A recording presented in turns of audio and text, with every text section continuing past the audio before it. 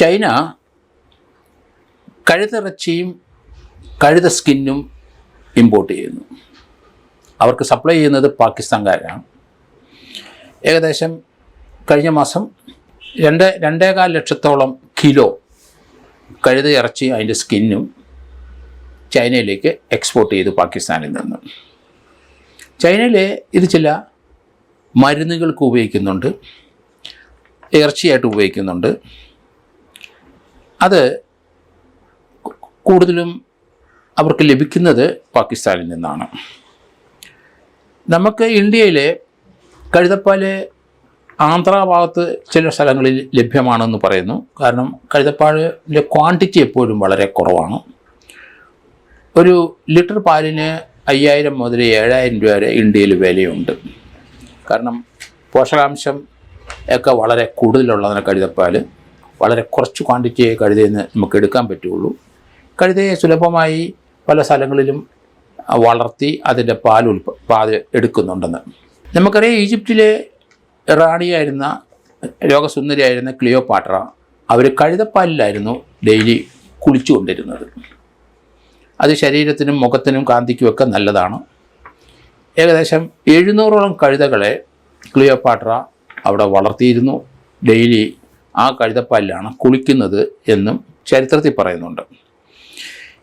ഇന്ത്യയിൽ ഇത് വലിയ വില കൂടുതലാണ്. പക്ഷേ ഇതൊരു ഫുഡ് ഐറ്റമായിട്ട് ഇതിൻ്റെ ഒന്നും ഇവിടെ ലിസ്റ്റ് ചെയ്തിട്ടില്ല ഇന്ത്യയിൽ. കഴുതപ്പാൽ ലഭ്യമായ ചില ഏരിയ ഇന്ത്യയിലുണ്ട്, പലരും കഴിക്കുന്നുണ്ട്. പശുവും പാല് കഴിക്കുന്നവർക്ക് ചിലർക്ക് പിടിക്കാതെ വരികയും വൊമിറ്റ് ചെയ്യുകയൊക്കെ ചെയ്യുന്നവർ ഈ കഴുതപ്പാൽ കുടിക്കുന്നുണ്ട് എന്നാണ് മനസ്സിലാക്കുന്നത്. കാരണം അതിനകത്ത് ഫാറ്റ് കുറവാണ്, അതിനകത്ത് പ്രോട്ടീൻ കൂടുതലാണ്.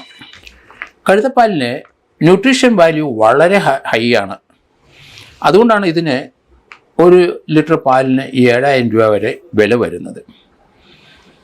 ഡോങ്കി മിൽക്ക് സാധാരണ ഉപയോഗിക്കുന്നത് ചില ക്രീം ഉണ്ടാക്കാൻ, ലോകത്തിലെ പല ഭാഗത്തും മുഖത്ത് തേക്കുന്ന ക്രീം ഉണ്ടാക്കാനായിട്ട് ഈ ഡോങ്കി മിൽക്ക് അല്ലെങ്കിൽ കഴുതപ്പാൽ ഉപയോഗിക്കുന്നുണ്ട്. അതിൽ ചില വില കൂടിയ സോപ്പിനകത്ത് കഴുതപ്പാൽ ചേർക്കുന്നുണ്ടെന്നാണ് പറയുന്നത്.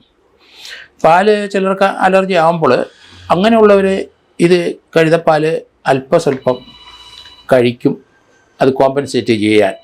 കഴുതപ്പാൽ അതിൻ്റെ റോ മെറ്റീരിയൽ കഴിച്ച ചിലർക്ക് ഇൻഫെക്ഷൻ ഉണ്ടാകുന്നു എന്നും കേട്ടിട്ടുണ്ട്.